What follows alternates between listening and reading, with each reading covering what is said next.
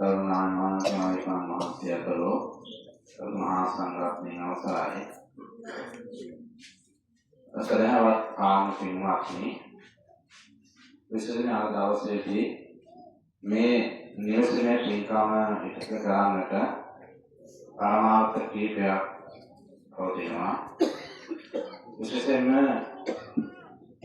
අපේ නිවස සම්බන්ධ නිවසේ අපේ මුදාන් මහත්මයා මනෝවේ නෝකමිය දෙකලගේ උත්තරාත්මිය අපේ ඔබේ නන්දලාල්සී ගාමතේ පොතේ හාමුදුරන් මහත්මයාගේ පැවිදියේ එක දවසේදී ස්වරස්සා සම්පූර්ණ කරනවා.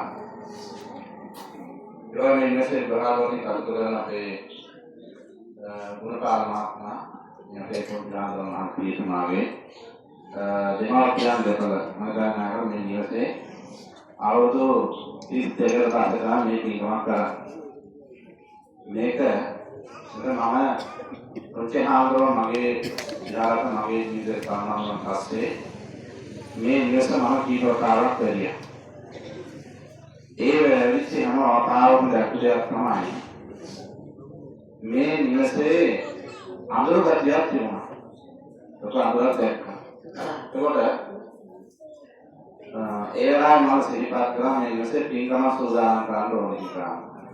ඉතින් අපේ දෙමාපියන් දෙකලා පොතේහාම දෙමාපියන් දෙකලා සිහිපත් කරපු කාරණාවක් තමයි ආන්දෝලනේ. අපේ පොතේහාම දීතුමක් අමක් අසීපත් වෙන්නේ. මේ පින්කම ආන්දෝලන ලොකු පින්කමක් කරන් තියෙන්නේ. අපේ ආන්දෝලන මුදාන්නේ ඒකද පිළිවෙලසා දෙන සම්ප්‍රාප්තිය කරුණු.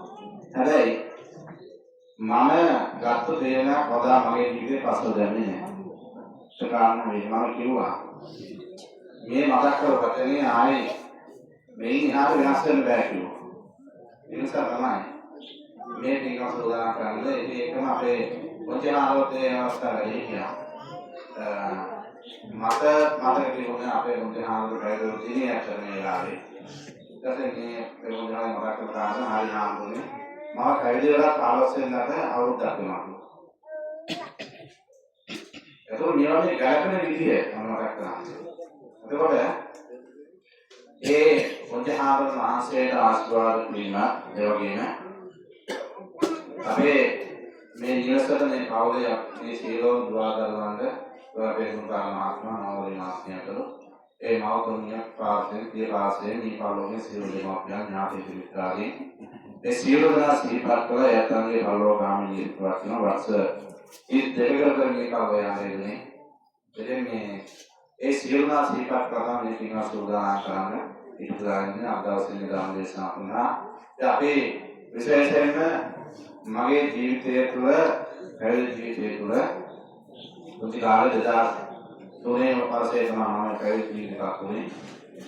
ඒ දිනේ මගේ පැවිදි ජීවිතේ මගේ කරේ සූර කාලපතිය සූර කරගෙන මගේ කරේ ගහලා අපේ ගෞරවනීය නායක මහින්දාන් වහන්සේ.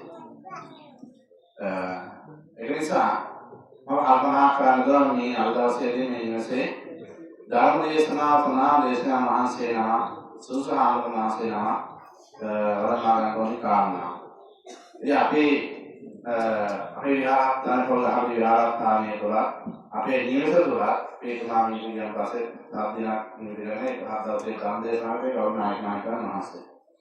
එතකොට මේ සෑම අවස්ථාවකදී මොන කාර්යය බාධක මැද වුණා උදාහරණ කොටවතාවක් මේ ප්‍රවෘත්ති ආකාරයේ මොහේතුව මම මේ ආරාධනා විහාරස්ථාන කියන කරේ අපේ බංගානේ මේ අවස්ථාවට විදේශගත වෙන නිසා මේ 13 වෙනිදා ලංකාව වැඩියෝ අනිවාර්යෙන් සම්දේශන වරණතන කරනවා. හැබැයි නායක මහින්ද ඇහුවා ගමත වලින් බැලුවොත් මොකද කරන්නේ? මම බලන්න කියනවා.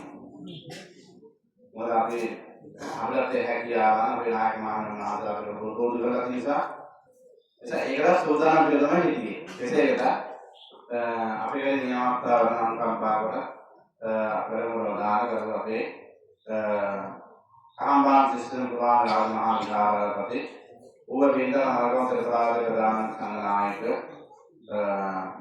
රහම්බාන සිස්ටම්බුලාරාජ මහා විහාරාධිපති ජනාධිපති සම්මානලාභී අවසරයි. විසදත්ත විමති සාවධානතුම අපේ නායක මහින්පාණ වහන්සේ නියමතාවය කරන්න යෙදුණා. උන්වහන්සේ වෙනුවෙන් මේ පවුලේ සුණා වෙනුවෙන් අපි ඉතාමත් ආදරයෙන් ගෞරවයෙන් පිළිගන්නවා කියලා කවුරුසාරයක් මේ අවස්ථාවේ මම මතක් කරනවා අපේ නිවසේ ජනාධිපති දෙකලට ගෞරව නායක මහින්පාණ වහන්සේට දැහත් රටේ පිළිගන්න ආරාධනා කරනවා.